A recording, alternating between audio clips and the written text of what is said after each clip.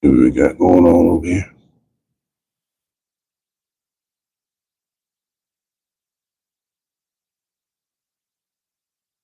I'm interested in that.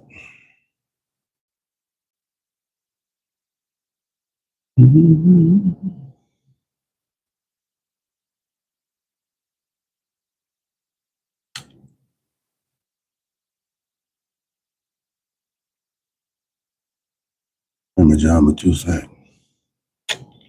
Here it is. All right. This sports for real with Coach Hall. I'm excited if I don't sound like it, but today is the day a lot of people have been waiting for, especially myself. College football playoffs kick off tonight at Notre Dame Stadium. The sum is fitting that the playoffs should actually start. This new era of college football should start with Notre Dame.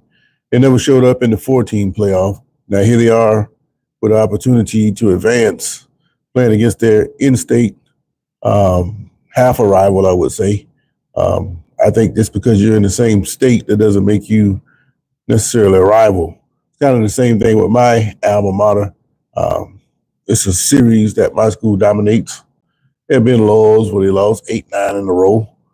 But when you look at the history of the two schools, it's not even close. And the same thing with Notre Dame, Indiana. You have a situation where Notre Dame is clearly the big dog in that state. But they get the chance to square it off tonight. And this is not your grandfather's Indiana Hoosiers team. This is a pretty good football team. And I think they're going to show up tonight. And it's going to be very interesting. But odds makers have them down as a 7-point favorite. I think the game is going to be close. So 7 points is actually probably a good mark. But is Notre Dame the better team? Well, we look at the numbers.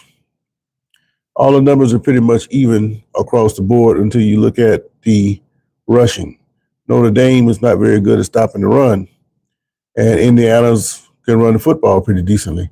I don't have the exact figures in front of me right now, but when I looked at it the other day, that's the one glaring point that Indiana could attack Notre Dame and be successful.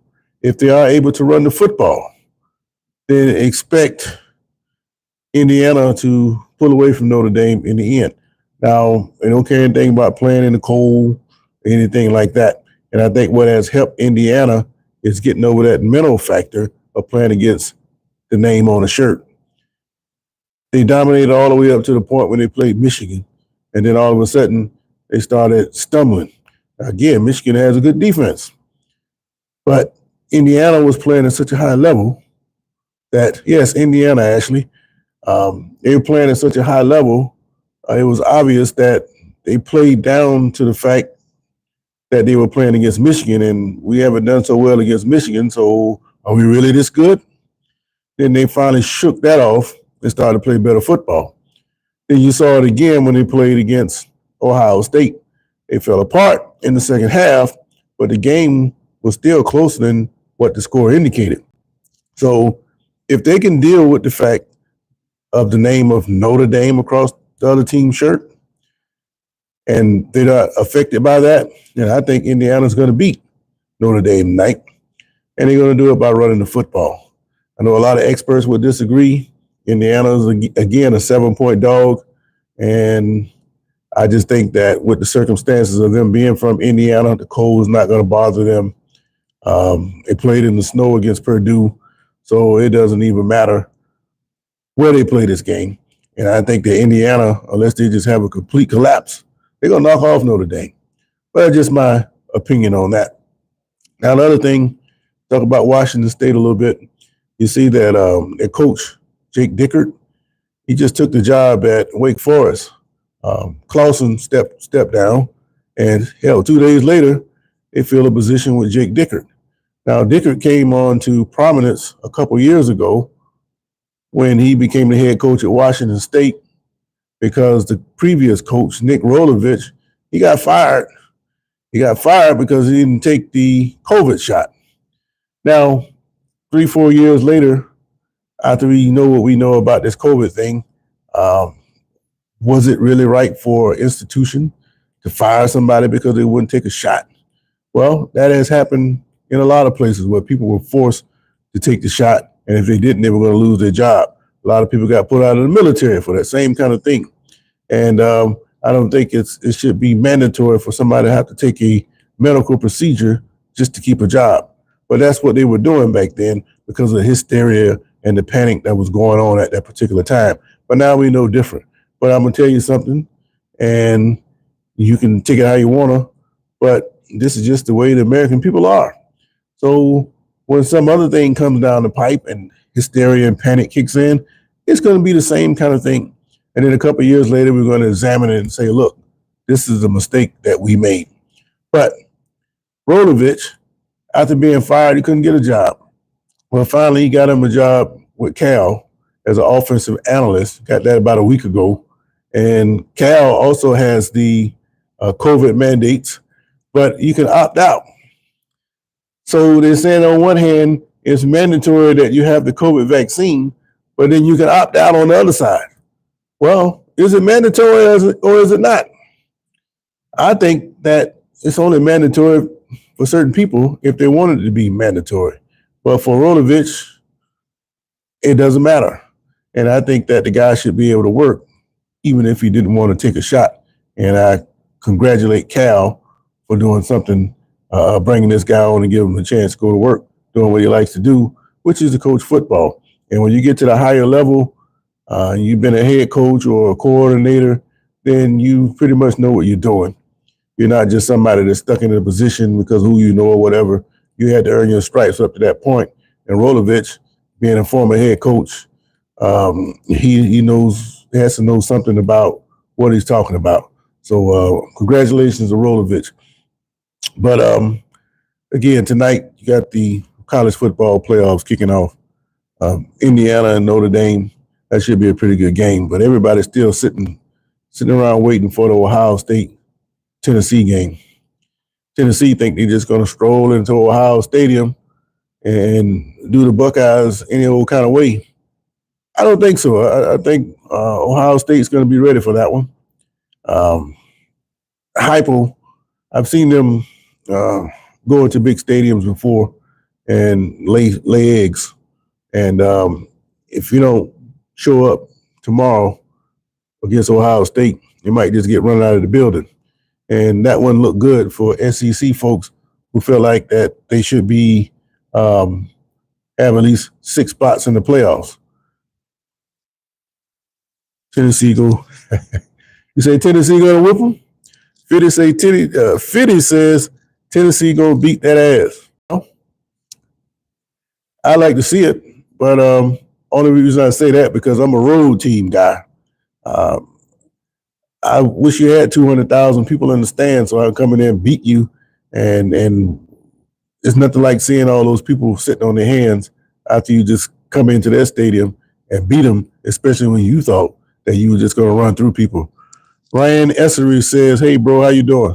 I'm doing fine. How are you? But Tennessee has a good shot at beating Ohio State if they show up. They had a good chance of beating Georgia if they showed up. They don't ever show up against Georgia. Was it Oklahoma that knocked them off? Tennessee, they got by Alabama, but it's always a little lull in their action there that caused them to get beat by somebody.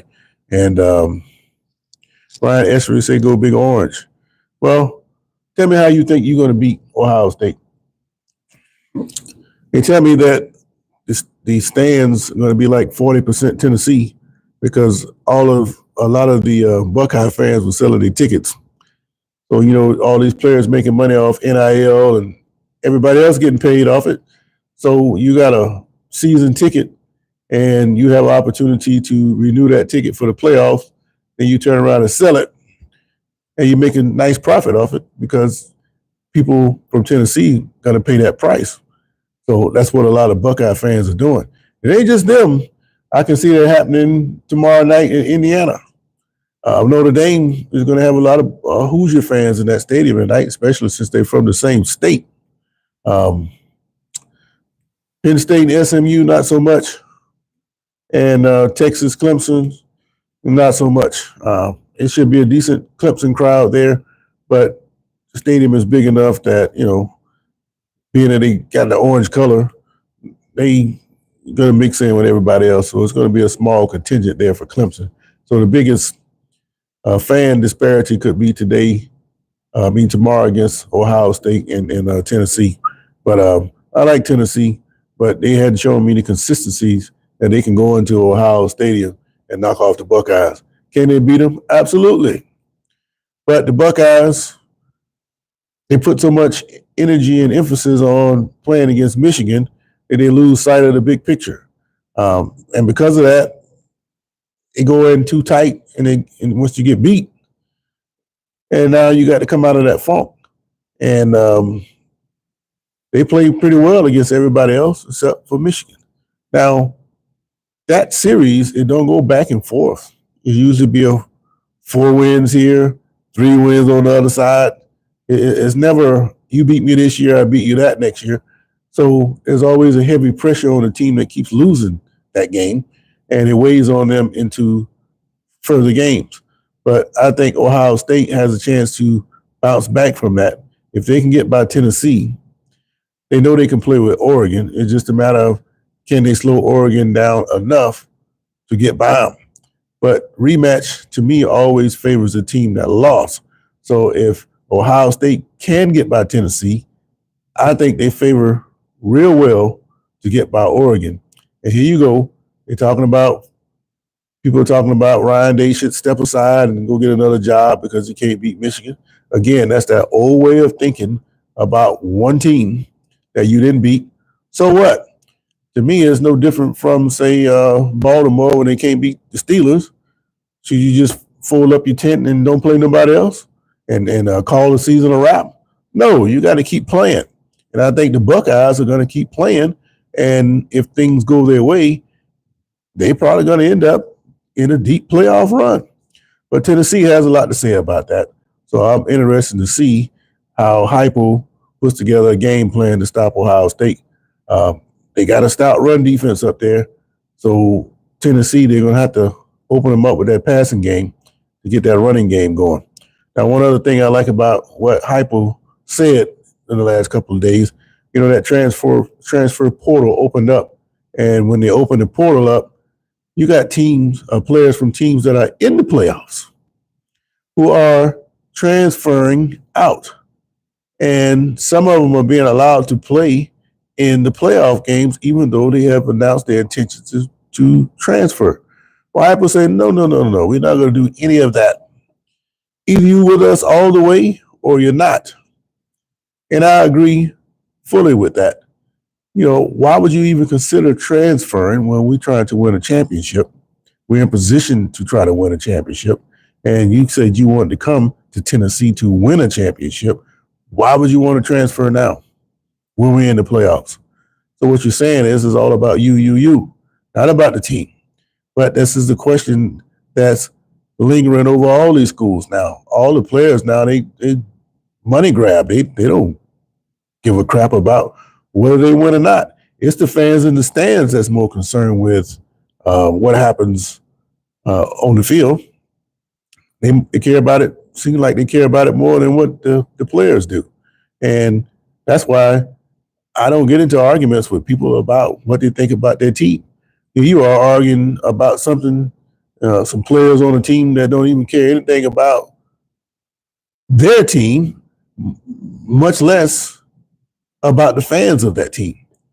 So it's just like professional sports now. It's just you get in, get what you're going to get, and then you move on and count it all up in the end. But for the most part, though, these players just seem like they just don't care anymore, and it's just going to get worse. It's kind of like the NBA. These guys getting these monstrous contracts, and then they sitting out games and load management, they call it. And then they get out there, they don't give you full effort, and it's just a crap show is what it is. But that's just the way sports are going. But for the most part, though, the level of playing college football is still high, and regardless of players transferring or not, you can still get a good quality game. That's why the fans still love college football. And they will love it for a while until it gets to the point where these players just get too far out of control and it's headed that way. But I'm interested in seeing this game tonight with Indiana Notre Dame. I think Notre Dame, they're going to have to stop that run. If they can't stop Indiana's run, they're not going to win tonight. And I don't care if they're playing in Notre Dame's parking lot. They're going to lose. What's that? Northern Illinois beat them.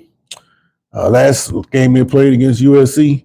USC threw 3 pick sixes. You can't beat nobody throwing pick sixes like that. But you also can't depend on some team throwing pick sixes to win.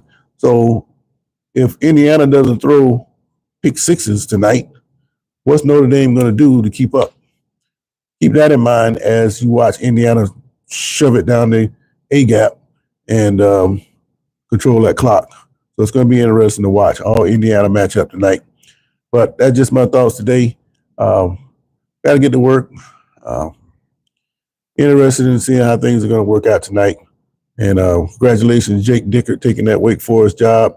And more congratulations to Nick Rolovich getting back into college football after being jobbed out of his position at Washington State 4 years ago. So that's just my thoughts. So anyway, you guys, wherever you are in the world, have a great day. And when I get some more information and news that you can use, I'll be back with you on the other side. Until then, I got to go to work. I'm out.